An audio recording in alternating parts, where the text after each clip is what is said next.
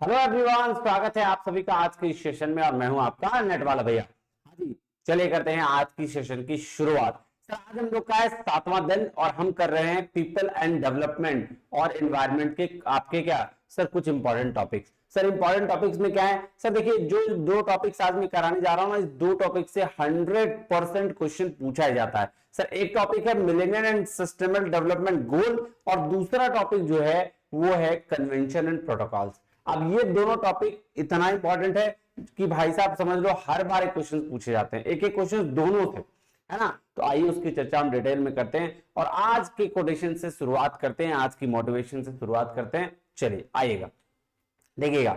Sir आज का quotation कहता है स्ट्रेंथ एंड ग्रोथ जो है come only through the continuous effort और स्ट्रगल। भाई साहब जब तक आप लगातार मेहनत ना करें, लगातार अपना एफर्ट ना डालें, तो तब तक कोई रिजल्ट्स नहीं आता, तब तक आपकी ग्रोथ नहीं होती, तब तक आप स्ट्रेंथफुल नहीं बनते।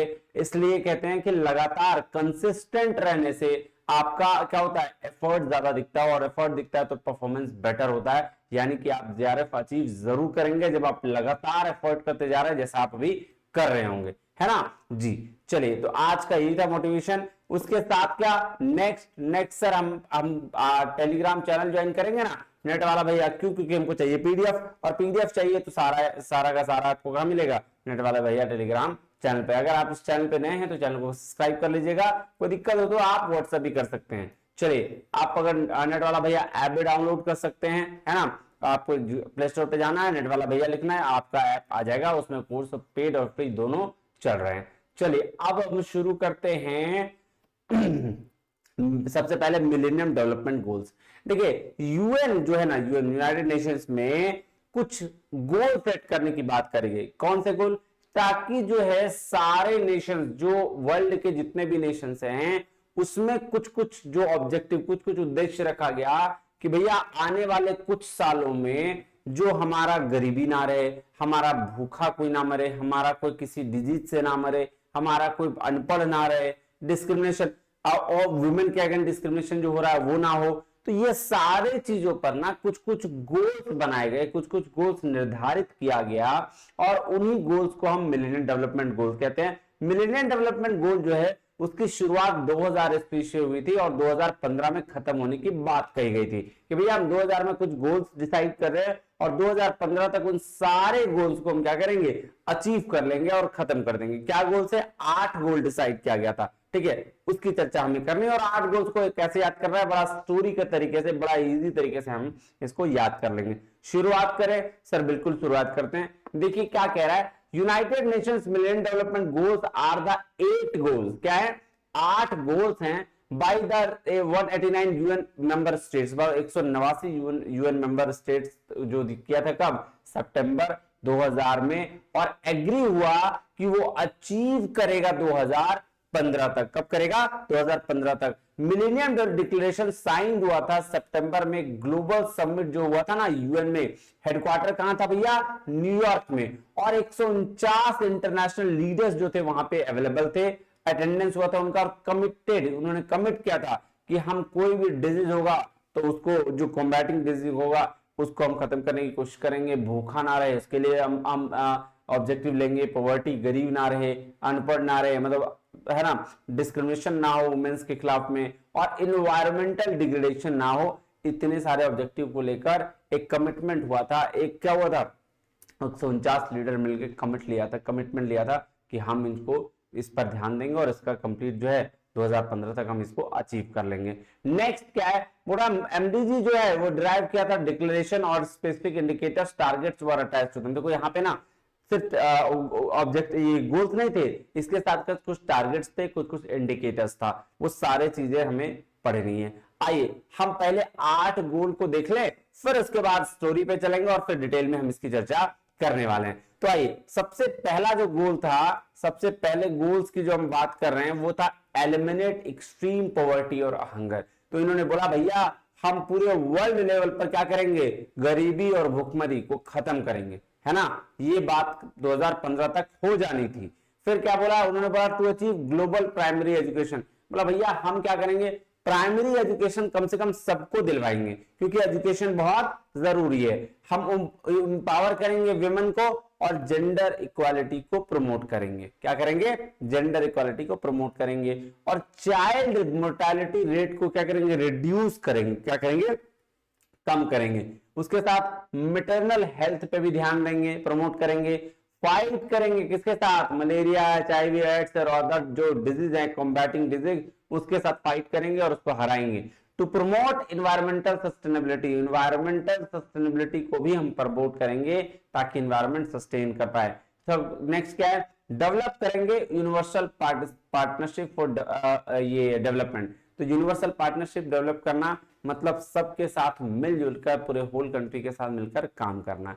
ठीक है, देखिए वही कह रहा है, इनको इंप्लीमेंट करने के लिए 8 चैप्टर्स मिलेनियम डिक्लेरेशन में किया गया, जिसकी शुरुआत हुई 1 जनवरी 2001 को। 2000 में ये डिक्लेरेशन हुआ, 2001 में इसकी शुरुआत हुई। ठीक है, और क्या हुआ? यूएन अग्रीड हुआ कि होल्डिंग सच समिट्स एवरी 5 ईयर, और ये सबमिट करेगा हर 5 साल में, और उसका प्रोग्रेस देखेगा। क्या करेगा? कि हमने कितना अचीव किया एमडीजी को, मिलेनियम डेवलपमेंट को।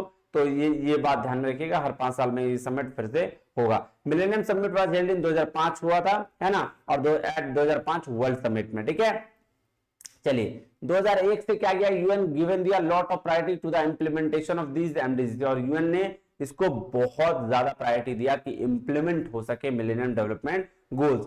Throw the most of the targets and have not been achieved by 2015, बहुत सारा टारगेट नहीं अचीव हो पाया, but substantial positive progress has been recorded by 15 years. तो 15 साल में बहुत सारे प्रोग्रेस देखे गए। अब चलो बात करते हैं पहले, अब चलो पहले स्टोरी पे आते हैं। देखो स्टोरी समझोगे ना, बड़ा मजा आएगा।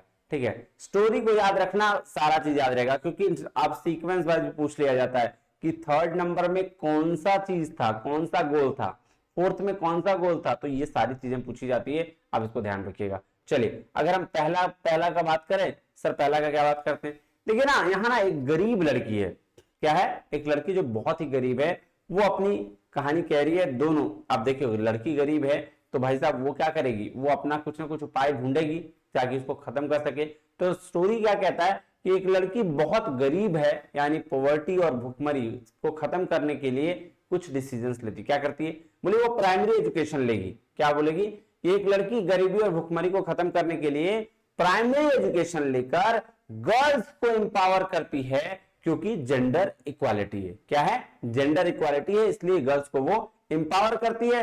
और चाइल्ड मोर्टेलिटी रेट को भी कम करती है। क्या करती है? चाइल्ड मोर्टेलिटी रेट को भी कम करती है। मैटरनल हेल्थ को भी इंप्रूव करती है, जिससे बीमारियों से बचा जा सके। क्या किया जा सके? बीमारियों से बचा जा सके। और फिर एनवायरमेंट सस्टेनेबिलिटी को भी इंश्योर करती है कि भैया एनवायरमेंट सस्टेन रह सके, और जिससे ग्लोबल लेवल का पार्टनरशिप डेवलप हो सके। मैं फिर बोलूं, आ जाओ। सबसे पहली बात, एक लड़की जो गरीबी और भुखमरी को खत्म करने के लिए, ठीक है, प्राइमरी एजुकेशन लेकर गर्ल्स को एम्पावर करती है, क्योंकि चाइल्ड मोर्टेलिटी को भी खत्म करना है। मैटरनल हेल्थ को इंप्रूव करती है, जिससे बीमारियों से बचा जा सके। फिर एनवायरमेंट सस्टेनेबिलिटी को भी इंश्योर करती है, और जिससे ग्लोबल पार्टनरशिप डेवलप हो सके। आपको समझ में आ गया होगा कि मैंने क्यों ये बात किया। देखो अगर बात करूं सबसे पहला गोल, तो उसने बोला क्या? Eradicate poverty and hunger. तो मैंने क्या बोला? एक लड़की गरीबी और भुखमरी को खत्म करने के लिए प्राइमरी एजुकेशन लेकर, ठीक है, ध्यान से देखना, पहला गरीबी और भुखमरी को खत्म करने के लिए, ठीक है जी सर। दूसरा मैंने बोला प्राइमरी एजुकेशन लेकर, ठीक है, क्या करती है सर? गर्ल्स को एम्पावर करती है, और क्योंकि जेंडर इक्वालिटी है। और चाइल्ड मोर्टेलिटी रेट को भी रिड्यूस करती है, मैटरनल हेल्थ को भी इंप्रूव करती है, जिससे बीमारियों से बचा जा सके। मतलब जो HIV, मलेरिया, ये वाला अदर डिजीज है, वो क्या आ सके। और वो ये इंश्योर करती है कि एनवायरमेंट सस्टेनेबल हो, और जिससे क्या हो सके? जिससे ग्लोबल लेवल पे पार्टनरशिप डेवलप हो सके। देख रहे हो, 8 गोल्स, 8 आपके स्टोरी। ठीक है, फिर से बोलो जी सर, बोल दीजिए एक बार। क्या बोलना है कि सर सबसे पहले क्या हो? एक गरीब लड़की अपनी गरीबी और भुखमरी को खत्म करने के लिए प्राइमरी एजुकेशन लेकर जेंडर इक्वालिटी को प्रमोट करती है, और वुमेन्स को एम्पावर करती है, जिससे क्या सर? और रिड्यूस करती है चाइल्ड मोर्टेलिटी को, मैटरनल हेल्थ को भी इंप्रूव करती है जिससे बीमारियों से बचा जा सके, और वो इंश्योर करती है एनवायरमेंट सस्टेनेबिलिटी को जिससे ग्लोबल लेवल का पार्टनरशिप डेवलप हो सके। क्लियर है बात, कहानी खत्म। चलो अब हम लोग चलते हैं सर कुछ कुछ, ये देखिए एरेडिकेट है ना, पहला poverty and hunger, achieve universal education, promote gender equality, reduce child mortality, improve maternal health, combat HIV AIDS और इंश्योर आपका क्या एनवायरमेंटल सस्टेनेबिलिटी। अब देखो एक चीज बता रहा हूं, इसके टारगेट्स थे है ना, इन टारगेट्स को भी याद करना बहुत जरूरी है, गोल्स और टारगेट। तो सबसे पहला जो गोल था क्या सर, इरेडिकेट करेंगे किसको, पॉवर्टी और हंगर को, भूख और गरीबी को हम खत्म कर देंगे 2015 तक। इसमें दो टारगेट लिए गए, क्या कि 1990 से प्रॉब्लम तक proportion of the people whose income is less than $1 उसको खत्म कर देंगे, ठीक है, ये बात ध्यान रखेंगे।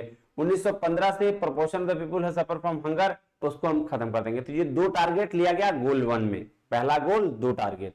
दूसरा गोल था यूनिवर्सल प्राइमरी एजुकेशन, तो इसने क्या बोला, इंश्योर दैट, ये इंश्योर करेंगे कि 2015 तक हर एवरीवेयर चिल्ड्रन क्या करेगा, चाहे बॉयज हो गर्ल्स हो, will be able to complete full course of primary schooling. तो बोला वर्ल्ड लेवल पे हम ये इंश्योर करेंगे कि चाहे लड़का हो चाहे लड़की हो, बच्चे कम से कम प्राइमरी एजुकेशन कंप्लीट कर पाए। तो ये टारगेट 3 टारगेट था, गोल्स 3।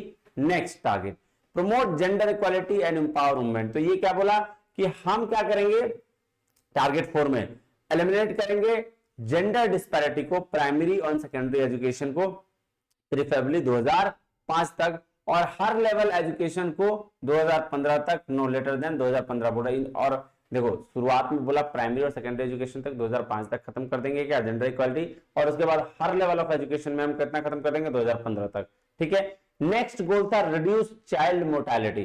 चाइल्ड मोर्टेलिटी रिड्यूस करने के लिए टारगेट 5 लिया गया कि भैया 2/3 जो है वो हम अंडर 5 मोर्टेलिटी रेट के अंदर लेके आएंगे, 2/3 रिड्यूस कितना कर देंगे, 2/3 हम रिड्यूस कर देंगे 2015 तक। कितना तक, 2015 तक, है ना।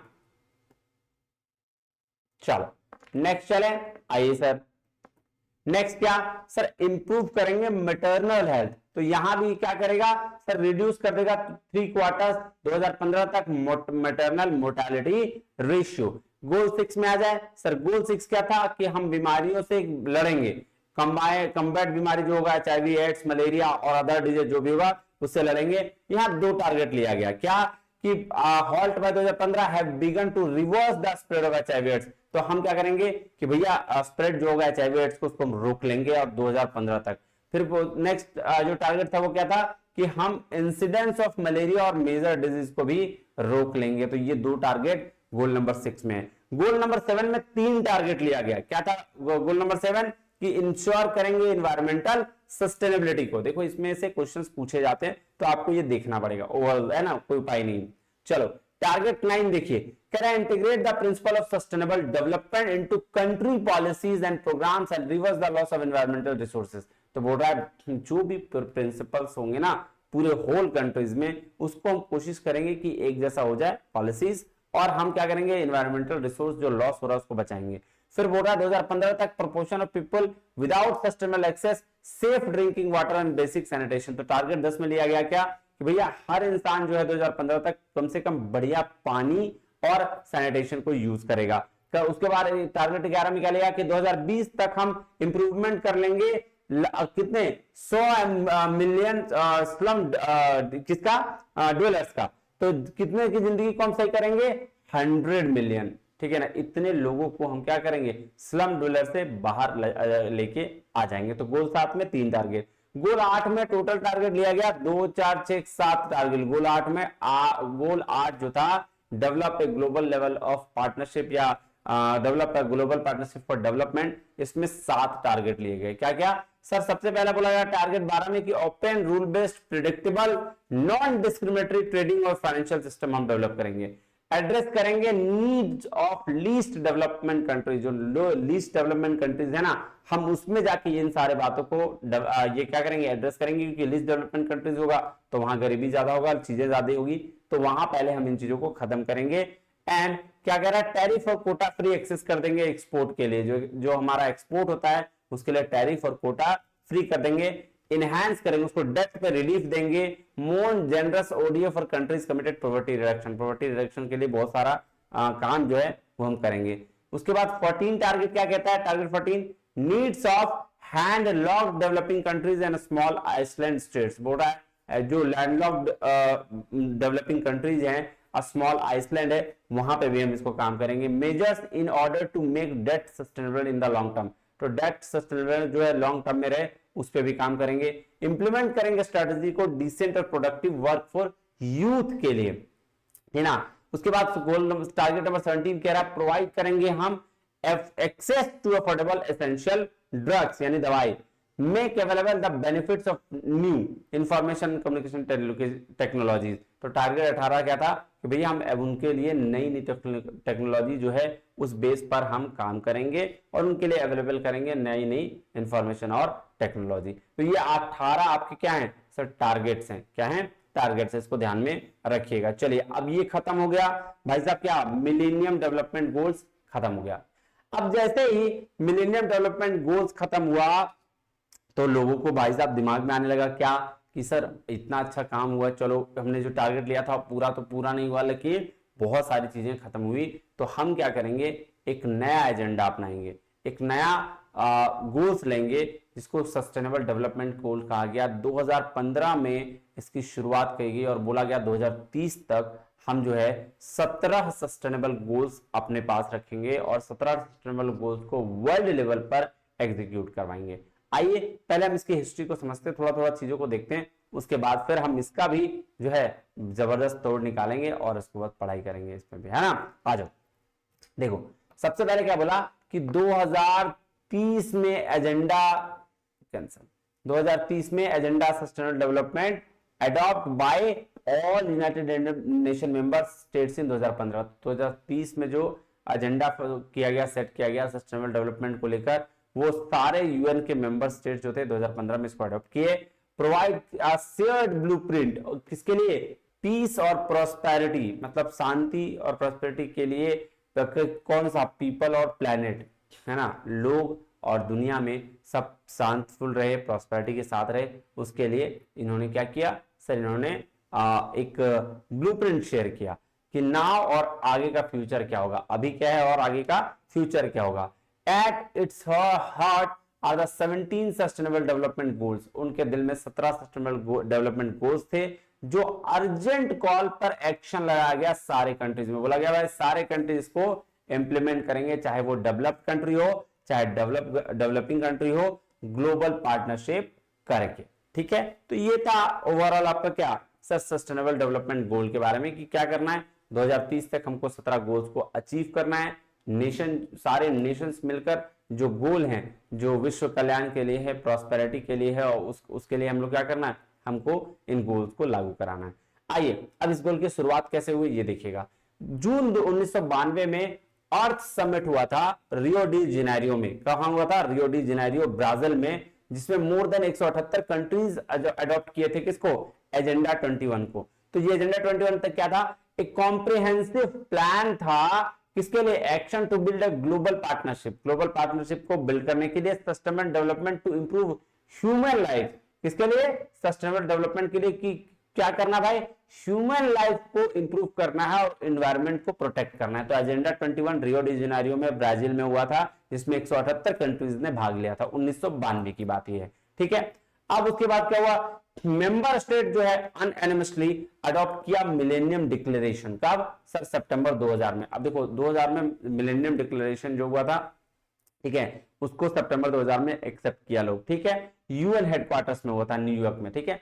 The summit led to the elaboration 8 millennium development goals, 8 million, अभी जो हमने पढ़ा था 8 मिलियन डेवलपमेंट गोल्स को क्या किया गया, एलैबोरेट किया गया, ताकि हम क्या कर सकें, रिड्यूस कर सकें पॉवर्टी को 2015 तक। उसके बाद दो जोहान्सबर्ग डिक्लेरेशन हुआ ऑन सस्टेनेबल डेवलपमेंट पे हुआ, and the plan implementation adopted the world summit on sustainable development in south Africa 2002। तो इसको अडॉप्ट किया, वर्ल्ड समिट जो हुआ था उसको अडॉप्ट किया सस्टेनेबल डेवलपमेंट को लेकर, कहां, साउथ अफ्रीका में 2002 में, और उसको रीअफर्म किया global community commitments to poverty eradication and environment and to build agenda 21। देखो सबसे पहले 1992 में क्या हुआ, सर अर्थ समिट हुआ, एजेंडा 21 को एक्सेप्ट किया। उसके बाद 2000 ईस्वी में सर आपका क्या हुआ, मिलेनियम समिट हुआ, उसको एक्सेप्ट किया गया, वहां भी मिलेनियम डेवलपमेंट गोल की बात की गई, ठीक है, कि 2015 तक हम गरीबी खत्म कर देंगे। उसके बाद जोहान्सबर्ग डिक्लेरेशन हुआ सस्टेनेबल डेवलपमेंट को लेकर 2002 में, ठीक है, ये बात देखेगा। यहां भी एजेंडा 21 पे काम करने की बात कही गई, यहां भी बोला गया कि हम सस्टेनेबल डेवलपमेंट पे काम करेंगे, ठीक है। और उसके बाद यूनाइटेड नेशन कॉन्फ्रेंस हुआ सस्टेनेबल डेवलपमेंट पर, है ना, रियो 20, मतलब रियो 20, रियो डी जेनेरियो जो है, यानी कि अर्थ समिट जिसको बोलते हैं, वो ब्राजील में हुआ जून 2012 में। मेंबर स्टेट्स अडॉप्ट किया आउटकम डॉक्यूमेंट। क्या था outcome document? The future we want. क्या था? The future we want, and in which they decided inter alia to launch a process to develop a set SDG sustainable development goal। इसी में यहाँ पे क्या decide हुआ कि भैया सस्टेनेबल डेवलपमेंट को बिल्ड करेंगे upon MDG, millennium development goal खत्म हुआ था ना, उसके बाद एसडीजी को बिल्ड करने की बात कही गई थी। And to establish UN high level political forum, UN high level political forum को भी बिल्ड किया जाएगा, ठीक है। चलिए, रियो 20 आउटकम जो है वो कंटेन किया जाएगा, मेजर किया जाएगा, इंप्लीमेंट किया जाएगा, है ना, सस्टेनेबल डेवलपमेंट को लेकर, ठीक है जी। चलिए, उसके बाद 2013 में क्या हुआ, जनरल असेंबली सेटअप की गई 30 मेंबर ओपन वर्किंग ग्रुप को, ताकि develop proposal for SDG sustainable development programme के लिए 30 जनरल असेंबली को सेट किया गया, इसमें 30 मेंबर ओपन वर्किंग ग्रुप की बात कही गई, ठीक है। चलिए, उसके बाद जनवरी 2015 में जनरल असेंबली ने बिगिन किया negotiation process in the post 2015 development agenda को लेकर, 2015 का जो एजेंडा था उसके लेकर। The process culminated and the subsequent adoption जो अडॉप्ट किया गया 2030 का जो एजेंडा था, 2015 से 2030 के भी में सस्टेनेबल डेवलपमेंट गोल होना था, तो उसके एजेंडा को एक्सेप्ट किया, ठीक है ना, विद 17 एसडीजी, किसके द्वारा? 17 सस्टेनेबल डेवलपमेंट गोल को लेकर at its core, and the UN sustainable development summit in सितंबर 2015 का, सितंबर 2015 में इसको एक्सेप्ट किया गया। तो ये हिस्ट्री थी, ठीक है, 1992, 2000, 2002, 2013, 2015, ठीक है, इस बेस पर सस्टेनेबल डेवलपमेंट गोल आया। क्लियर है बात? कोई दिक्कत परेशानी नहीं सर। चलिए, अब हम लोग ना पहले इसको देखते हैं। आइए, क्या 17 गोल था, ठीक है, थोड़ा सा बड़ा बड़ा कर दें। आइए सर, बड़ा कर देते हैं। ये देखिए, सबसे पहला गोल जो था वो था नो पॉवर्टी। क्या बोला? कि भैया कोई गरीब नहीं रहेगा, वर्ल्ड में कोई गरीब नहीं रहने देंगे। जीरो हंगर, कि भैया हंगर, जो भूखा कोई नहीं सोना चाहिए, है ना। गुड हेल्थ और वेलबींग, अच्छा हेल्थ होगा, वेलबींग होगी। क्वालिटी एजुकेशन सबको दिया जाएगा, जेंडर इक्वालिटी होगी, फिर क्लीन वाटर और सैनिटेशन होगा, एफोर्डेबल और क्लीन एनर्जी होगी, डिसेंट वर्क और इकोनॉमिक ग्रोथ होगा, इंडस्ट्री इनोवेशन एंड इंफ्रास्ट्रक्चर की बात कही गई आपका 9 नंबर में। 10 में बोला रिड्यूस करेंगे हम इनइक्वालिटीज को, जो असमानता है उसको रिड्यूस करेंगे। उसके बाद सस्टेनेबल सिटीज और कम्युनिटीज की बात कही गई, कि रिस्पॉन्सिबल कंजम्पशन एंड प्रोडक्शन का बात किया गया। फिर क्लाइमेट को ध्यान में रखा गया, क्लाइमेट कैसा चल रहा है। फिर लाइफ बिलो वाटर, ये बात बोली गई। फिर लाइफ ऑन लैंड, जमीन पर जीवन कैसा हो।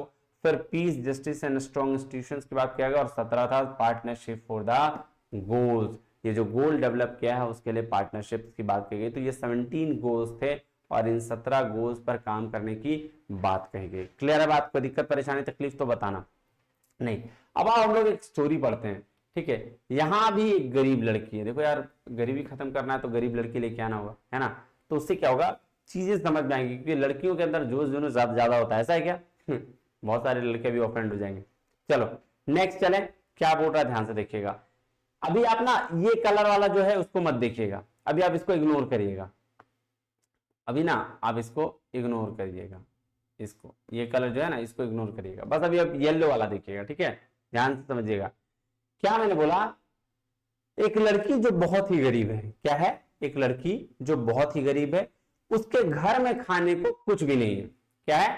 उसके घर में खाने को कुछ भी नहीं है, इसलिए वो हमेशा क्या रहती है? बीमार रहती है। क्या रहती है? हमेशा बीमार रहती है, लेकिन उसने एक दिन डिसाइड किया कि वो क्वालिटी एजुकेशन लेगी, अच्छी पढ़ाई करेगी और क्या करेगी, और पढ़कर जेंडर इक्वालिटी पे ध्यान देगी, क्लीन वाटर पे ध्यान देगी और क्लीन एनर्जी, मतलब ये इस पे काम करेगी, वो ये तीन चीजों पे काम करेगी और कुछ ऐसा काम करेगी जिससे इकोनॉमी का क्या हो, ग्रोथ हो, क्या हो, ग्रोथ हो। इसके लिए इंडस्ट्री में कुछ इनोवेशंस करेगी, क्या करेगी, उसके लिए इंडस्ट्री में कुछ इनोवेशंस करेगी। मैं एक बार फिर से यहां तक रिवीजन करा देता हूं। एक लड़की जो बहुत ही गरीब है ना, उसके घर में खाने को कुछ भी नहीं है, इसलिए वो हमेशा क्या रहती है, बीमार रहती है, लेकिन उसने एक दिन ये डिसाइड किया कि वो क्या करेगी, क्वालिटी एजुकेशन लेगी और पढ़कर जेंडर इक्वालिटी, क्लीन वाटर और क्लीन एनर्जी, इन सब बातों पे वो काम करेगी और कुछ ऐसा काम करेगी जिससे इकोनॉमी में क्या हो, ग्रोथ होगा, है ना। इसके लिए इंडस्ट्री में कुछ इनोवेशन करेगी, वो क्या करेगी, इनोवेशन करेगी। जॉब में वो फिर जो जब इनोवेशन कर लेगी तो जॉब में जो है वो मेल और फीमेल दोनों को रखेगी, जिससे इनइक्वालिटी को रिड्यूस किया जा सके और अपने आसपास के कम्युनिटी बिल्ड करेगी जिससे सस्टेनेबिलिटी एनवायरनमेंट में बनी रहे। फिर उसने सोचा कि ऐसा प्रोडक्शन करेंगे जो क्लाइमेट को इफेक्ट ना करे। तो क्या कर उसने सोचा, फिर उसने क्या सोचा कि भैया हम प्रोडक्शन तो करेंगे इस चीज का, लेकिन ऐसा होगा जो क्लाइमेट को इफेक्ट ना करे और पानी में रहने वाले जीवों को हार्म ना करे। ठीक है, प्रोडक्शन अब ऐसा करेंगे जो क्लाइमेट को इफेक्ट ना करे और पानी में रहने वाले जीवों को हार्म ना करे, जिससे जमीन पे लाइफ अच्छे से बिताई जा सके और जिससे घर में शांति बनी रहे, लोगों के साथ पार्टनरशिप बनी रखे। ठीक है, बात समझ में आया? यहां कुछ था, कुछ नहीं था। एक स्टोरी फिर से सुनो, फिर से ध्यान सुनना। एक लड़की जो बहुत ही गरीब है, उसके घर में खाने को कुछ भी नहीं है, इसलिए वो हमेशा क्या रहती है, बीमार रहती है, लेकिन उसने एक दिन डिसाइड किया कि वो क्या करेगी, क्वालिटी एजुकेशन लेगी, अच्छी पढ़ाई करेगी और पढ़कर जेंडर इक्वालिटी, क्लीन वाटर और क्लीन एनर्जी, इन पे काम करेगी और कुछ ऐसा काम करेगी जिससे इकोनॉमी का क्या हो, ग्रोथ हो। और इसके लिए इंडस्ट्री में वो कुछ इनोवेशन करेगी। इनोवेशन करने के बाद जॉब में वो जो है फीमेल और मेल दोनों को रखेगी, जिससे इनइक्वालिटी रिड्यूस हो। फिर उसने सोचा कि ऐसा प्रोडक्शन करेंगे जो क्लाइमेट को इफेक्ट ना करे, पानी में रहने वाले जीवों को हार्म ना करे, जिससे जमीन पे लाइफ अच्छे से बीते, जिससे घर में शांति बने रहे और लोगों के साथ पार्टनरशिप बनी रहे। स्टोरी मजा आया जी? अब इन सब स्टोरी पे सब आपका लिखा हुआ है क्या क्या है। एक लड़की जो बहुत गरीब थी, मतलब नो पॉवर्टी, उसके घर में खाने को कुछ नहीं था, मतलब जीरो हंगर, इसलिए वो हमेशा बीमार रहती थी, मतलब गुड हेल्थ और वेलबींग करेंगे। फिर लेकिन उसने एक दिन डिसाइड किया कि क्वालिटी एजुकेशन लेगी। तो देखो, क्वालिटी एजुकेशन में क्वालिटी एजुकेशन और पढ़कर ये लगातार पढ़कर क्या करेगी, जेंडर इक्वालिटी, 5 नंबर, 6 नंबर में क्लीन वाटर, 7th में है क्लीन एनर्जी, ये तीनों पे काम करेगी और कुछ ऐसा करेगी जिससे इकोनॉमी में ग्रोथ होगा। तो वो कुछ ऐसा, मतलब डिसेंट वर्क और इकोनॉमिक ग्रोथ। फिर उसके लिए क्या है, इसके लिए इंडस्ट्री में कुछ इनोवेशन करेगी। तो इंडस्ट्री, इनोवेशन एंड इंफ्रास्ट्रक्चर आ गया। फिर जिसमें मेल और फीमेल दोनों को रखेगी, मतलब रिड्यूस क्या करेगी, इनइक्वालिटी को।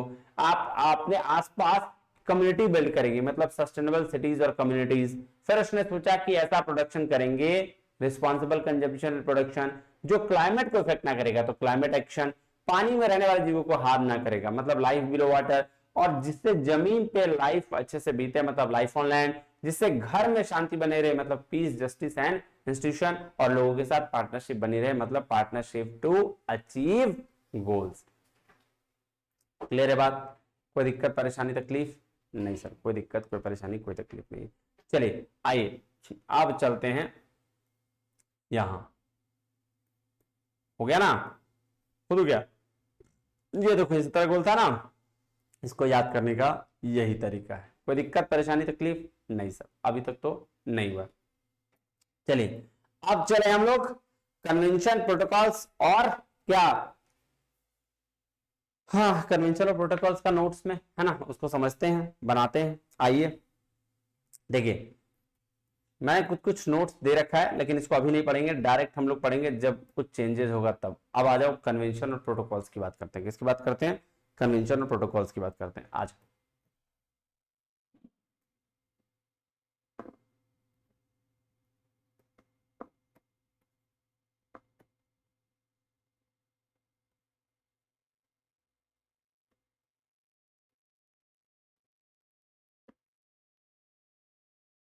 ठीक है, चलो शुरुआत करें कहां से सर, 1948 से शुरुआत करते हैं।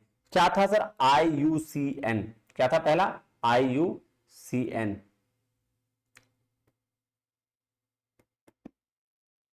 IUCN, ठीक है, फुल फॉर्म क्या होगा, इंटरनेशनल यूनियन फॉर कंजर्वेशन और कंजर्वेशन ऑफ नेचर, क्या था,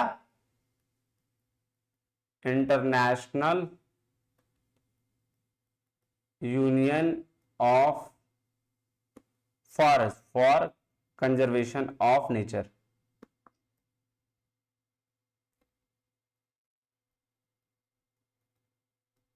ऑफ नेचर,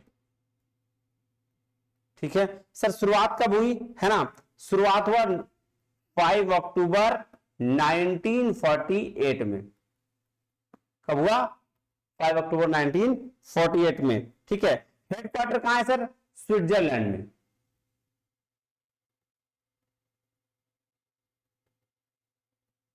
स्विट्जरलैंड में, ठीक है, ठीक। क्या भाई साहब पर्पस क्या था, क्यों ये आया था कॉन्फ्रेंस, क्यों ये हुआ था international union for conservation of nature, तो भाई साहब ये बात किया था कि हम संरक्षण करेंगे और टिकाऊ बनाए रखने के लिए प्रकृति स्रोत को, क्या नेचर्स को कंजर्व करने के लिए ये क्या किया गया था, ये IUCN हुआ था, है ना, ये कन्वेंशन हुआ था। तो क्या इसमें लिखे गए, किसके लिए, टॉक्ड अबाउट नेचर, किसकी बात की थी,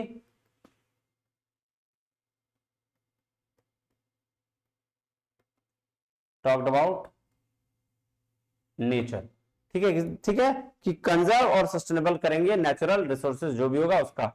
फर्स्ट इंटरनेशनल एफर्ट था एनवायरमेंट प्रोटेक्शन को लेकर, क्या था, फर्स्ट इंटरनेशनल एफर्ट था एनवायरमेंट प्रोटेक्शन को लेकर,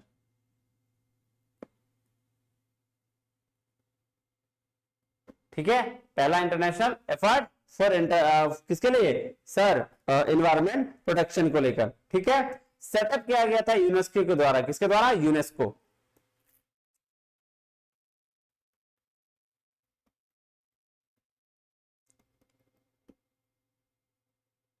किसके द्वारा किया गया था, United Nation education scientific culture and organisation, क्या था, United Nation education and scientific culture and education, ठीक है, सॉरी ऑर्गेनाइजेशन, ठीक है। अब देखो जब IUCN की बात करते हैं तो 3 लेवल का क्या होता है, ये रेड लिस्ट जारी करता है। रेड लिस्ट क्या होता है, जो इंडांगर स्पीसीज के लिए होता है। मैं इसको दिखाऊं, आ जाओ, मैं थोड़ा इसको दिखाता हूं, ये देखो, ये देखो रेड लिस्ट, ठीक है। 3 तरह की रेड लिस्ट होती है, एक होता है एक्सटेंट, ये देखो एक्सटेंट, एक होता है थ्रेटन्ड और एक होता है लीस्ट कंसर्न। तो जो भाई साहब एक्सटेंट का मतलब होता है जो ऐसा कैटेगरी जो खत्म हो चुका है, क्या होता है, खत्म हो चुका है। वो थ्रेटन्ड मतलब होता है कि खत्म होने की कगार पर है, और लीस्ट कंसर्न मतलब जिसको एकदम है ही नहीं, है ना, इसकी बात किया जाता है, इसमें विचार बहुत कम किया जा सके। तो आप देखो जो एक्सटेंट होता है ना, no reasonable doubt that the last individual has died, तो जो लास्ट है वो डाइड हो चुका है, मतलब एक्सटेंट में क्या होता है, एकदम खत्म जो हो चुका है, एकदम मतलब बचा हुआ ही नहीं, ठीक है। तो रेड लिस्ट जारी करने का काम कौन करती है, IUCN करती है, ये बात ध्यान में रखिएगा, इससे ज्यादा दिमाग लगाने की जरूरत नहीं है। तो मेन आपका यही चीज था जिसके बारे में आप IUCN में चर्चा कर सकें। और भी कुछ है तो आप देखिए, क्या है, देखिए क्या कहा गया कि international union for conservation of nature was establish कब, 5 अक्टूबर 1948 को हुआ था, फ्रेंच टाउन ऑफ फॉन्टेनब्लेव में, ठीक है। एम क्या था, encourage international cooperation, provide scientific knowledge for tools guide and conservation को लेकर, ठीक है, याद रखिएगा बस, बाकी इसमें कुछ नहीं है, इसमें और भी कुछ नहीं। चलिए अब चले, तो पहला IUCN खत्म, पहला फर्स्ट नंबर। अब आ जाते हैं दूसरा पे, दूसरा क्या था, वर्ल्ड वाइल्ड लाइफ फंड, ठीक है, क्या है, वर्ल्ड वाइल्ड लाइफ फंड, आ जाओ।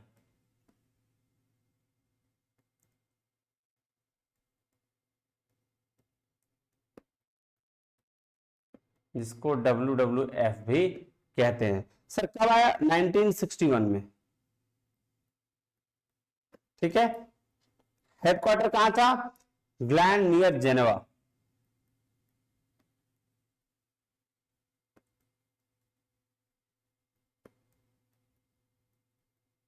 कहां था? जेनेवा में, ठीक है, स्विट्जरलैंड। सेम किसके लिए आया था भाई? प्रमोट कर रहा था रिडक्शन ऑफ पॉपुलेशन और वेस्टफुल कंजप्शन। तो किसके लिए था भाई? पर्पस क्या था? प्रमोट रिडक्शन ऑफ पॉपुलेशन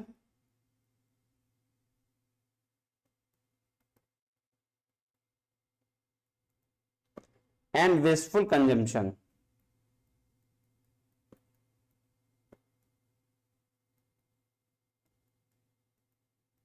ठीक है।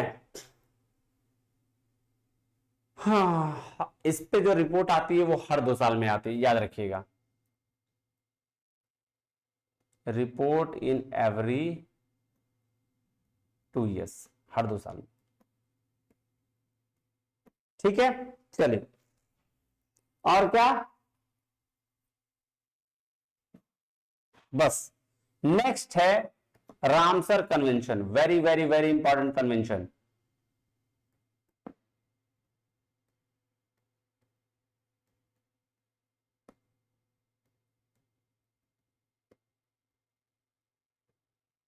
नेक्स्ट क्या है? Ramsar convention. रामसर कन्वेंशन कब आया था? एक एक करके पहले इसको समझेंगे। सर 1971 में हुआ था, ठीक है। जो जिसको फोर्स में लाने गया था 1975 में, कम इनटू फोर्स 1975 में, और इंडिया जो इसका मेंबर बना था वो 1981 में। इंडिया बिकेम मेंबर 1981 में, और इसको इंप्लीमेंट किया था 1982 में इंडिया।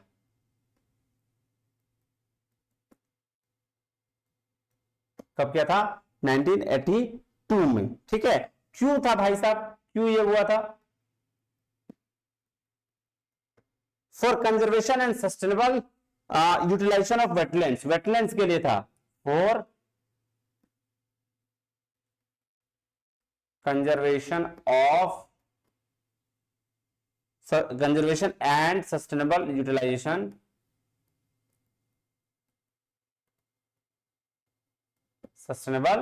Utilisation of wetlands. किसके लिए? वेटलैंड्स के लिए था, ठीक है। और कोई दिक्कत? अच्छा, इसमें एक चीज और याद रखिएगा, वर्ल्ड वेटलैंड डे जो मनाया जाता है वो 2 फरवरी को मनाया जाता है। कब मनाया जाता है? वर्ल्ड वेटलैंड डे 2 फरवरी को मनाया जाता है, ठीक है। कोई दिक्कत नहीं। ये लीगली बाइंडिंग नहीं था, ये लीगली बाइंडिंग ट्रीटी नहीं था।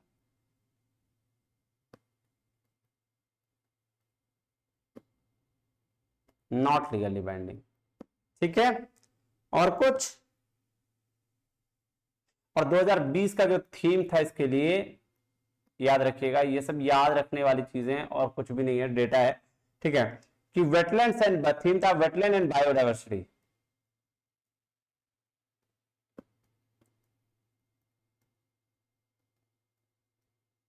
ठीक है, चलो तो ये हो गया क्या? ये क्या हो गया?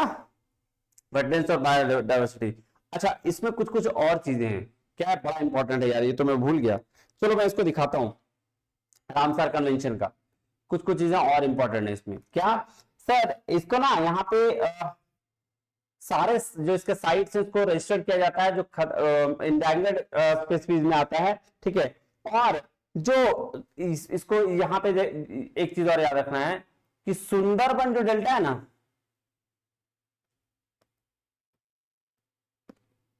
उसको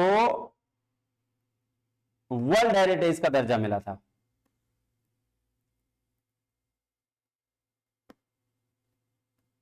का दर्जा मिला कब भैया?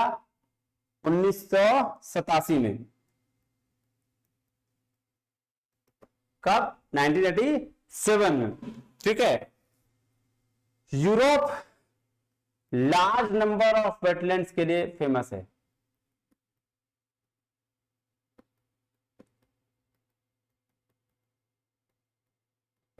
कहां सबसे ज्यादा कहां है भैया? यूके में। यूके में कितना है? 175। और सबसे कम कहां है? मैक्सिको में। कितना है? 142। इंपॉर्टेंट डेटा है, इसको याद रखिएगा। अच्छा, जो लार्जेस्ट एरिया कवर करता है रामसार साइट्स का, वो उस एरिया को क्या बोलते हैं? Largest area covers Ramsar sites को, इसको बोलते हैं बोलिविया।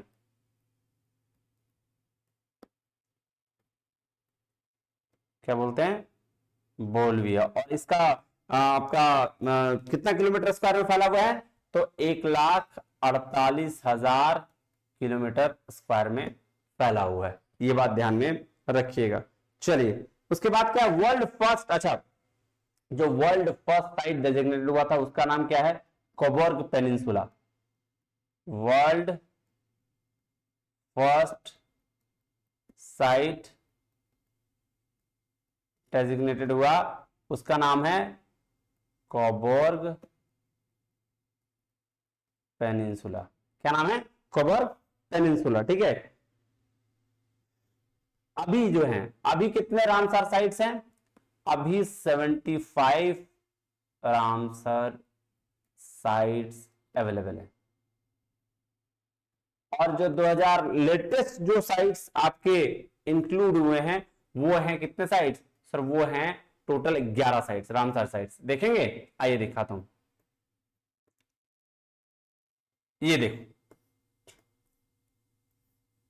ये देखो, ये 11 रामसर साइट्स जो हैं अभी इंडिया में लेटेस्टली ऐड हुए हैं। तो तामपारा लेक लोकेटेड जो है उड़ीसा में, हीराकुंड रिजर्वायर जो है उड़ीसा में, अनूपसा लेक जो है उड़ीसा में। तो ये तीन, एक, चार है। यशवंत सागर लोकेटेड जो है उड़ीसा में। ठीक है, तो 4 हो गया कहां? उड़ीसा में। उसके बाद क्या है? चित्रनगुड़ी बर्ड सेंचुरी मध्य प्रदेश में जो है, ये एक हो गया। सुचिंद्रम तिरूर वेटलैंड कॉम्प्लेक्स हो गया, ये तमिलनाडु में। उसके बाद क्या है? वादुवुर बर्ड सेंचुरी तमिलनाडु में। ठीक है। कांजीरंगकुलम बर्ड सेंचुरी सिचुएटेड कहां? तमिलनाडु में। तो तमिलनाडु में 3 हो गया। फिर थाने क्रीक महाराष्ट्र में। उसके बाद क्या है? हाईजम वेटलैंड कंजर्वेशन रिजर्व, जहां कहां? जम्मू कश्मीर में। और सालबुग वेटलैंड कंजर्वेशन रिजर्व, ये भी कहां है? जम्मू कश्मीर। तो जम्मू कश्मीर में 2 हो गया। याद रखिएगा, लेटेस्ट जो रामसर साइट्स हैं वो 11 हैं, जिसमें 2 जम्मू कश्मीर में है, 3 तमिलनाडु में, 4 उड़ीसा में, 1 मध्य प्रदेश में और 1 कहां? महाराष्ट्र में। याद रखिएगा, वेरी वेरी वेरी इंपॉर्टेंट है। ये देखिएगा। अब रामसर साइट्स के बारे में कुछ कुछ चीजें देख ले जो हमने लिखा है। देखो, कन्वेंशन ऑन वेटलैंड्स बोलते हैं इसको, है ना? Convention on wetland international importance waterfall, इसको हैबिटेट व्यू कहा जाता है। रामसर क्या है? टॉन ईरान में। ठीक है, ये देखिएगा, रामसर कब हुआ? 9 फरवरी 1971 में। कहां फोर्स में आया? 21 दिसंबर 1975 में। ये बात ध्यान में रखिएगा। ठीक है। करंटली क्या है भैया? देखो, यूके में 175 और मैक्सिमम में 142 रामसार साइट्स हैं। मैक्सिमम रामसार साइट्स कहां लोकेटेड है? यूके में लोकेटेड है। कोबर्ग पेनिनसुला जो है ऑस्ट्रेलिया में है, जो वर्ल्ड फर्स्ट साइट डेजिग्नेट हुआ था 1974 में। अभी मैंने बताया था। बोलिविया जो है most area under convention protection है, जो 1,48,000 स्क्वायर किलोमीटर में फैला हुआ है। ये बात ध्यान में रखिएगा। बस इतना ही याद रखना है, इससे ज्यादा याद रखने की जरूरत नहीं है। देखो, नेशन में 75 राम साइट्स हैं इंडिया में। ठीक है, याद रखिएगा। और कुछ है सर? इंडिया, उसके बाद क्या? उसके बाद को एक बोल रहा है, इंडिया बिकम द सैनिटरी कब? 1 फरवरी 1982 में। ये बात भी ध्यान में रखिएगा। चलिए, बस रामसर साइट्स पे इतना ही रामसर साइट्स को याद करो, बाकी ज्यादा याद न करने की जरूरत नहीं है। नेक्स्ट चलें, आ जाओ। नेक्स्ट अब चलते हैं हम लोग स्टॉकहोम डिक्लेरेशन में। कब? 1972 में। ठीक है, आ जाओ।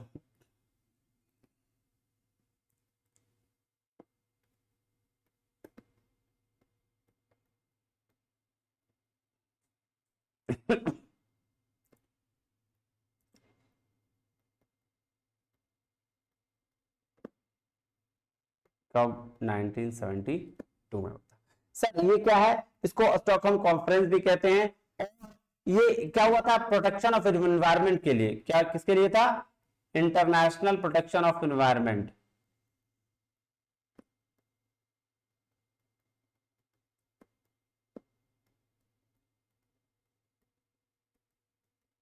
ठीक है, बात समझ में आया जी सर। और क्या था सर, और कुछ नहीं, इसमें क्या था, इसमें यूनाइटेड नेशन यूनेप के द्वारा शुरू किया गया था, किसके द्वारा, यूनाइटेड नेशन एनवायरमेंट प्रोग्राम। बस इसमें इतना याद रखिएगा, इससे ज्यादा याद रखने की जरूरत नहीं है। नेक्स्ट चलें, साइट्स की बात करते हैं। नेक्स्ट क्या है, साइट्स। आइए, ये हो गया थर्ड ना, एक मिनट, नहीं ये फोर्थ हो जाएगा, थर्ड ये है, ये फोर्थ। अब नेक्स्ट चलेंगे फिफ्थ में, साइट्स। साइट्स का full form, convention on international trade on and endangered species. ठीक है, इसको फ्लोरा और फौना कन्वेंशन भी कहा जाता है। चलो देखें, फुल फॉर्म लिख दें,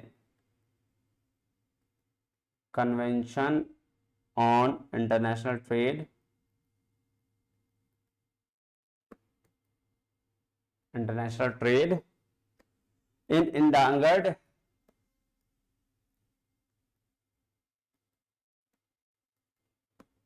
species of flora and fauna, ये कहा गया। ठीक है, किसके लिए था सर, प्लांट्स और एनिमल के लिए। किसके लिए, प्लांट्स और एनिमल के लिए। कब आया, 1973 में। और इसका इंडिया कब पार्ट बना,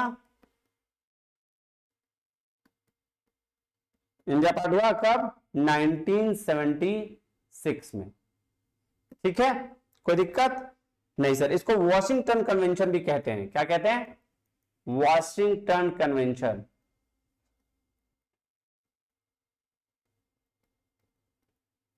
ठीक है, चलो, लीगली बाइंडिंग भी है ये।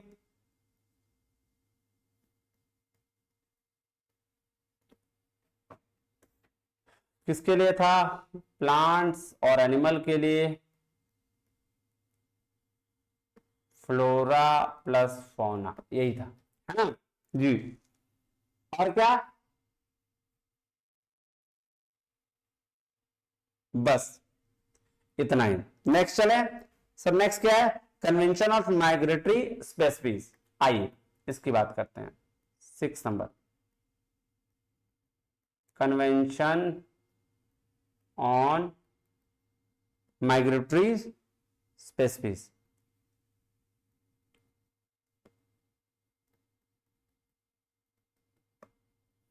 ठीक है सर, ये कब आया, 1979 में। ठीक है, कोई दिक्कत नहीं सर। कन्वेंशन ऑन कंजर्वेशन किसके लिए था सर, सर ये कंजर्व करने के लिए था, migratory species of wild animal, जो जंगली एनिमल थे ना उसके लिए, उसके कंजर्वेशन के लिए।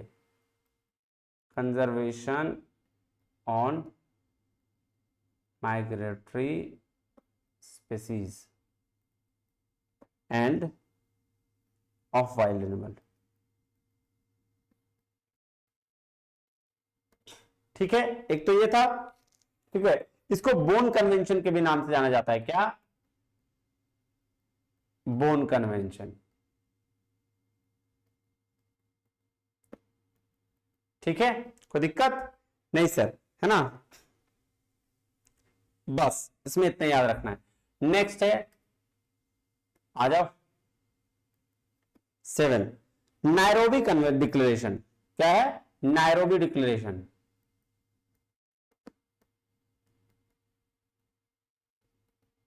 कब, 1982 में। ठीक है, 1982 में आया सर, किसके लिए, सस्टेनेबल डेवलपमेंट को अचीव करने, फॉर अचीविंग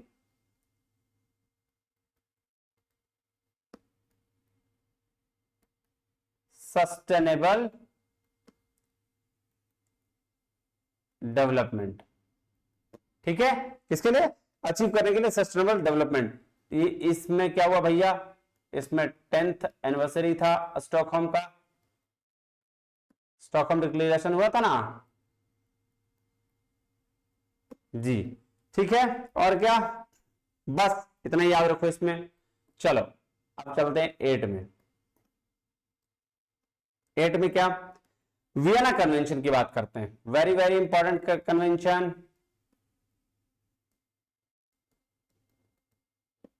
वियना कन्वेंशन। ठीक है, ये क्या था भाई, for the protection of ozone layers. किसके लिए था, कब आया, 1985 में।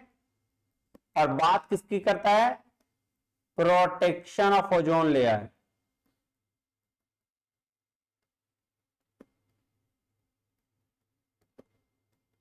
ठीक है, इसके बाद प्रोडक्शन ऑफ ओजोन लेयर्स की। ठीक है, अडॉप्ट किया, इनफोर्स में कब आया था, 1985 में तो अडॉप्ट हुआ था, इनफोर्स हुआ 1988 में। और इसको इंडिया बिकेम पार्ट कब, 1991 में इंडिया पार्ट बना 1991 में। ठीक है, पहला कन्वेंशन था first convention on ozone, on ozone. और उसके बाद क्या सर, ये लीगली बाइंडिंग नहीं है, नॉट लीगली बाइंडिंग। क्लियर है बात, कोई दिक्कत परेशानी तकलीफ नहीं ना, तो क्या ही दिक्कत रहेगा। चलो उसके बाद है 1987 में ब्रटलैंड रिपोर्ट। क्या हुआ था, ब्रटलैंड रिपोर्ट, 9 नंबर। देखो मैं थोड़ा थोड़ा सब कुछ बता दे रहा हूं, ठीक है, एक एक चीज को डिटेल में। अब इसको देखिए, ब्रटलैंड रिपोर्ट क्या बोला भैया, आवर कॉमन फ्यूचर। इसका इसका क्या बात, कब आया था पहले, 1987 में इसने बात करी आवर कॉमन फ्यूचर की।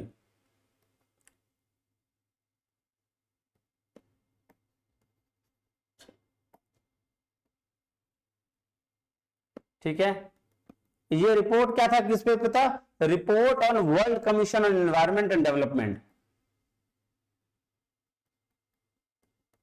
On world commission on environment and development.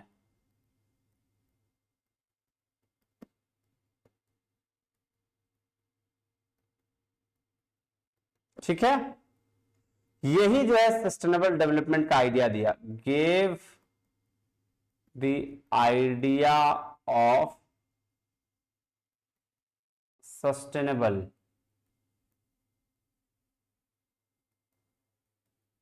Development. ठीक है, ये 3 चीजों की बातें यहां पे हुई थी। बात समझ में आया, कोई दिक्कत नहीं सर। चलिए अब चलते हैं नेक्स्ट 10 में, Montreal protocol. Very very very important. आइए सर, मॉनिटरल प्रोटोकॉल 1987, कब आया था, 1987 में। ठीक है, चलिए सर इनफोर्स कब हुआ, 1989 में, और इंडिया पार्ट बना 17 सितंबर 1992। ठीक है, कोई दिक्कत परेशानी यहां तक नहीं सर। ये क्यों था, ये भी कंट्रोल करना था, कंट्रोल ओजोन डिप्लीटिंग सब्सटेंसेस, तो ओजोन लेयर के लिए ये भी था, to control ozone depleting substances. ठीक है, क्या मेन पर्पस क्या था, कि ओडीएस को खत्म किया जा सके, है ना। चलो, और ओडीएस गैसेस कौन सा था सर, बहुत सारे गैस है, क्लोरोफ्लोरोकार्बन है, हाइड्रोक्लोरोफ्लोरोकार्बन है, कार्बन टेट्राक्लोराइड है, मिथाइल क्लोरोफ्लोरोकार्बन है, हाइड्रोफ्लोरो फ्लोरोकार्बन है, और हेलोन्स है। ये सारे गैस जो प्रभावित हो रहा था उसको हटाने के लिए फर्स्ट मीटिंग जो हुआ था हेलसिंकी में हुआ था 1989 में। इसको लेकर फर्स्ट मीटिंग हुआ था हेलसिंकी में 1989 में। ये लीगली बाइंडिंग है। ठीक है, मोस्ट सक्सेसफुल कन्वेंशन में रहा है, सबसे ज्यादा सक्सेसफुल कन्वेंशन।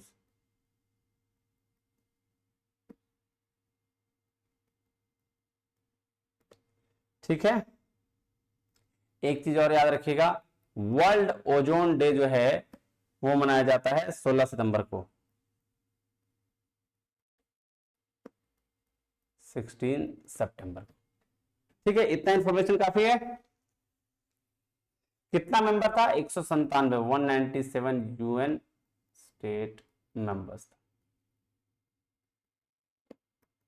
चलिए, मॉनिटर प्रोटोकॉल के बारे में आपको बहुत ज्यादा इंफॉर्मेशन मिल गया, अब इसको याद कर लीजिएगा। चलिए नेक्स्ट चलें। सर आईपीसीसी सर क्या है, आइए देखते हैं।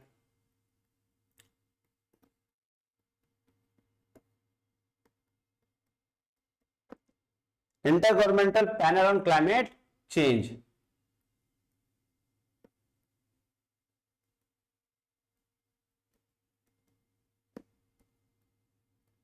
पैनल ऑन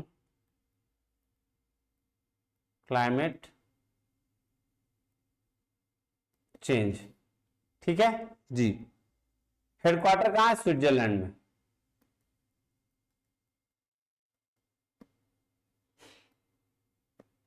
कहां? स्विट्जरलैंड में, ठीक है, कोई दिक्कत?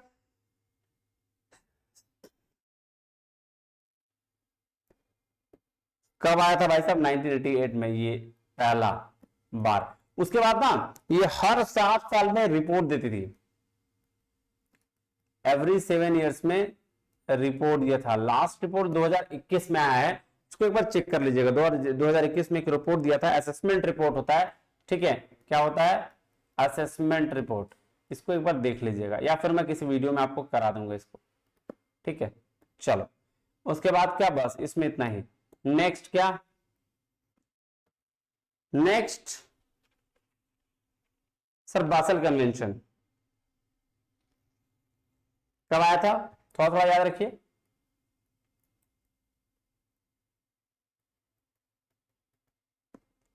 1989 में। पर्पस?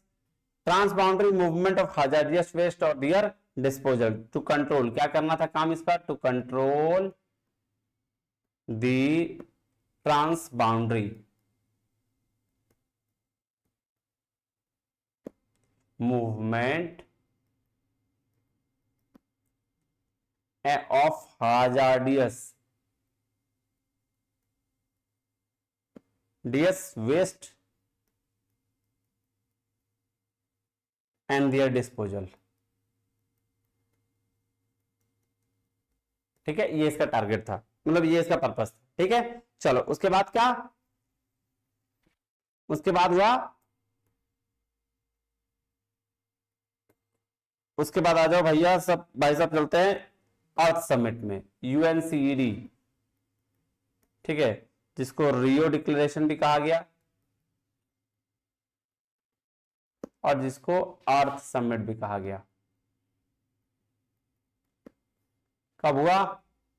1992 में, ठीक है। UNCD, united nation conference on environment development, ठीक है। ये किसके बात किया कि भाई साहब ये किस किस बेस पर बनी थी पता है? ब्रटलैंड रिपोर्ट के बेस पर बनी,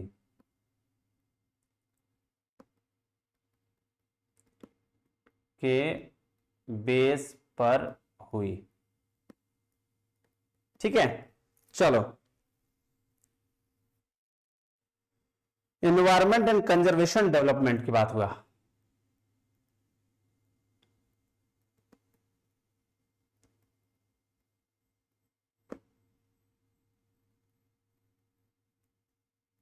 देखो यार, जो जो रियो समिट था ना वो 3 फेज में हुआ था, ठीक है।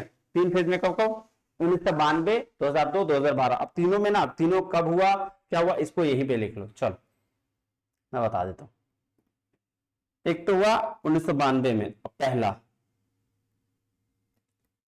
अर्थ समिट भी कहते हैं इसको, 1992 में, ठीक है। रियो डी जेनेरियो में, कहा हुआ? रियो डी जेनेरियो, ठीक है। चलिए, तो ये क्या? यूएन कॉन्फ्रेंस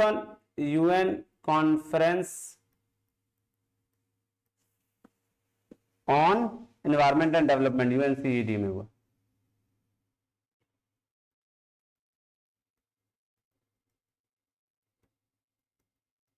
ठीक है। चलिए, दूसरा क्या, दूसरा जब अर्थ समिट हुआ, कब हुआ, 2002 में। ये कहां हुआ, जोहान्सबर्ग में हुआ। ठीक है, world summit on sustainable development,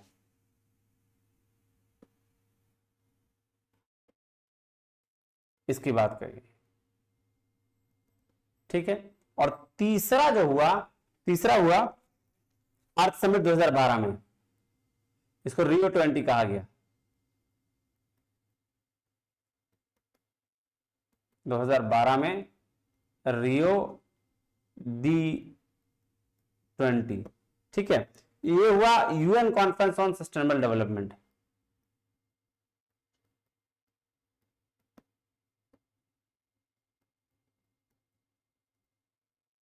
sustainable development, बस ये तीन चीज याद रखिएगा, इंपॉर्टेंट है। ठीक है, चलिए अब नेक्स्ट बढ़ते हैं सर 1997 में क्योटो प्रोटोकॉल की कहानी। Sir Kyoto protocol very very important है। नेक्स्ट क्या है, Kyoto protocol.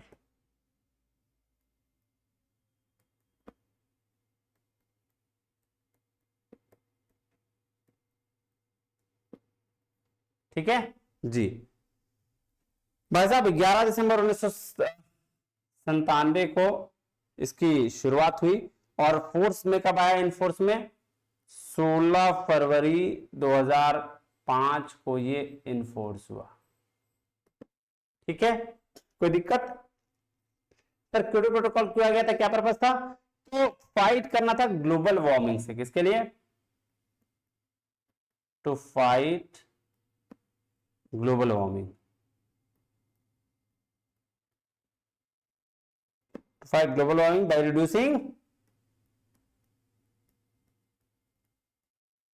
by reducing greenhouse gases, greenhouse gases को रिड्यूस करके ग्लोबल वार्मिंग के साथ फाइट करना, यही बात था इसका।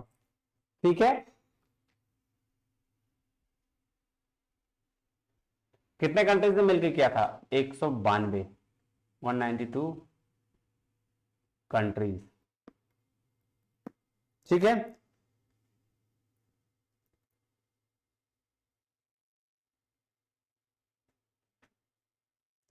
चलिए अब क्योटो प्रोटोकॉल में जो टॉप 5 कंट्रीज है जो कार्बन एमिशंस पे देती है, कार्बन एमिशंस के लिए टॉप 5 कंट्रीज जो है उसकी चर्चा करते हैं।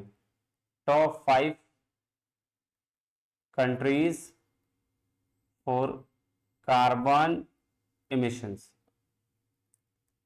देखो भैया, पहला सबसे बड़ा जो कंट्री कार्बन एमिशंस करती है वो है चाइना, दूसरा वो है यूएस, तीसरा था यूरोपियन यूनियन लेकिन अब हो गया है इंडिया, और चौथा क्या हो गया, यूरोपियन यूनियन,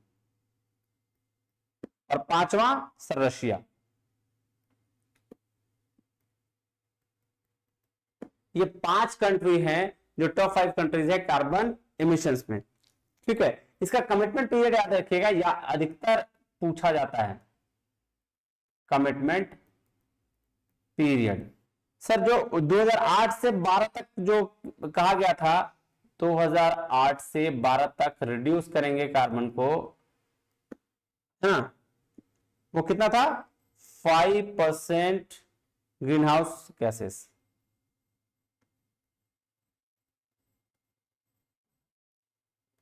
ये कब कब से था, 1990 लेवल से, याद रखिएगा। और 2012 से 20 में जो कहा गया था वो कितना कहा गया था,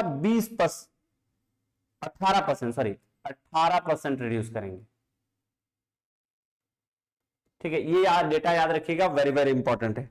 ठीक है, लीगली बाइंडिंग है, किसके लिए, डेवलप कंट्रीज के लिए।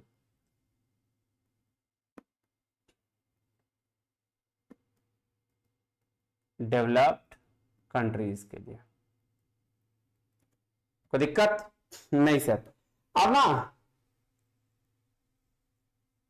बस इतना ही याद रखो, इसमें इससे ज्यादा याद रखने की जरूरत अभी तो नहीं है। उसके बाद हुआ था किगाली एग्रीमेंट 2016 में।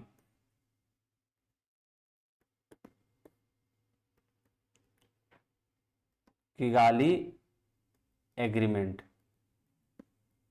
2016 में भाई साहब ये क्यों हुआ था सर? फेज आउट करने के लिए ओजोन डिप्लीटिंग सब्सटेंसेस।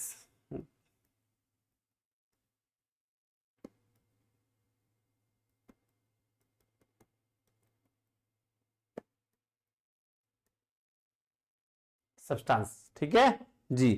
ये फोर्स में कब आया था? 1 जनवरी 2019 से, 1 जनवरी 2019 से इनफोर्स हुआ था, ठीक है। कोई दिक्कत?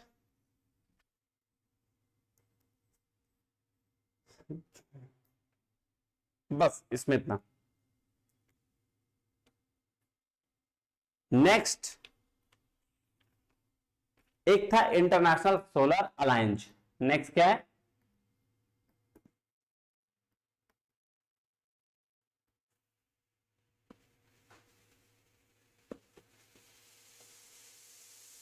अलायंस। नेक्स्ट क्या था? इंटरनेशनल सोलर अलायंस, ठीक है भाई साहब। ये देखो, ये ना नरेंद्र मोदी ने 2015 में अपने स्पीच में एक चीज का जिक्र किया था, सूर्यपुत्र का। किसका? सूर्यपुत्र का। और फिर यहीं से बना international solar international agency for solar policy and application, IASPA, ठीक है।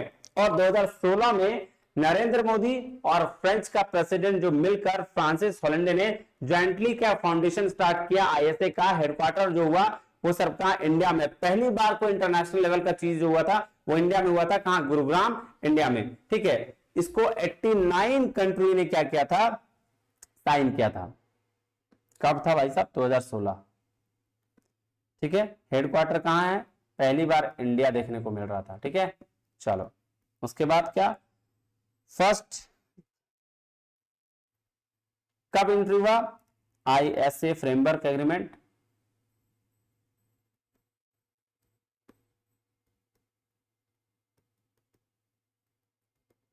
ठीक है। 6 दिसंबर 2017 को ये एंट्री एग्रीमेंट में हुआ था, ठीक है। प्राइमरी ऑब्जेक्टिव क्या था of the alliance? Is to work for efficient exploitation of solar energy. Solar energy के लिए काम, ठीक है। To reduce dependence on fossil fuel, to reduce dependence on fossil fuel.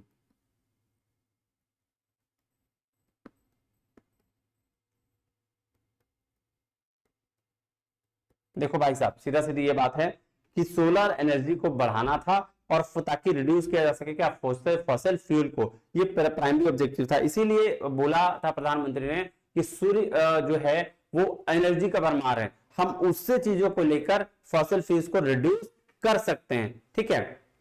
ये याद रखिएगा। और इसीलिए एक प्लान हुआ और इसको रेटिफाई भी किया गया। 79 कंट्रीज ने इसको क्या किया? साइन किया था। जिसने उसने रेटिफाई भी किया। 89 ने साइन किया था और 79 ने रेटिफाई किया इसको, ठीक है। बस इतना ही इसमें डेटा है, इसमें ज्यादा डेटा। अच्छा एक चीज और, one sun one world one grid की बात की गई। क्या? वन सन वन वर्ल्ड और वन ग्रिड, मतलब OSOWOG, ठीक है, इसकी बात की गई। बात समझ में आया जी? इतना ही है। और अगर एक आध छूट गया होगा तो हमको बताइएगा, उसको भी हम कंप्लीट करा देंगे, ठीक है। कोई दिक्कत, कोई परेशानी, कोई तकलीफ? देखो मैंने सब नहीं डाला है, ठीक है। एग्जाम के टाइम में मैंने सब नहीं डाला, सब कुछ तो कंटेंट अवेलेबल है ही, मैं करवाऊंगा ही, लेकिन मैंने कुछ इंपॉर्टेंट चीजों को डाल दिया जो इंपॉर्टेंट है ना, जो मुझे लगा कि भाई इससे सवाल पूछे जा सकते हैं, मैंने उन सारी चीजों को डाल दिया है। आप इसको भी देख लीजिएगा, ठीक है। कोई दिक्कत, परेशानी, तकलीफ नहीं? सर मिलता है अगले वीडियो में, तब तक के लिए बहुत बहुत धन्यवाद। Thank you very much. जय हिंद।